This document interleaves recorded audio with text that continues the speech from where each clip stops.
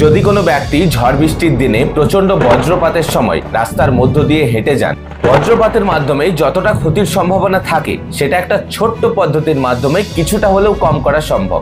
এবার রাস্তার উপরে বজ্রপাত হলে তা গ্রাউন্ড কারেন্টের মাধ্যমে প্রায় 30 মিটার অবধি ছড়িয়ে যেতে পারে। আর এই হিট পয়েন্ট থেকে কারেন্টের ডিস্টেন্স যত বাড়তে থাকে তার ভোল্টেজের মাত্রা তত কমতে শুরু করে। এবার আমরা হাঁটার সময় যে স্টেপ নিই, একটা পা পিছনের দিকে থাকে, একটা সামনের দিকে থাকে, আর ওই গ্রাউন্ড কারেন্ট একটা পায়ের মধ্য দিয়ে এন্ট্রি নিয়ে আরেকটা পায়ের মধ্য দিয়ে এক্সিট করে। এবার দুটো পায়ের মধ্যে ডিস্টেন্স যত বেশি থাকে, কারেন্টের ভোল্টেজের গ্যাপও তত বেশি থাকে। এবার ভোল্টেজ গ্যাপ যত বেশি হয়, কারেন্টের শকের মাধ্যমে ক্ষতির সম্ভাবনা তত বেশি থাকে। এবার আমরা হাঁটার সময় যে স্টেপগুলো নিচ্ছি সেগুলোকে যদি একটু ছোট করে দিই, অর্থাৎ দুটো পায়ের মধ্যে ডিস্টেন্স যদি একটু কম থাকে, তাহলে ভোল্টেজ গ্যাপও কম হয়ে যায়। তাই ভোল্টেজ গ্যাপ কম হওয়ার কারণে কারেন্টের শকের মাধ্যমে ক্ষতির সম্ভাবনা কিছুটা কমে যায়। তাই লাইটেনিং প্রোন এলাকায় ছোট ছোট স্টেপ নিয়ে হাঁটলে বজ্রপাতের কারণে ক্ষতির সম্ভাবনা কিছুটা হলেও কম থাকে।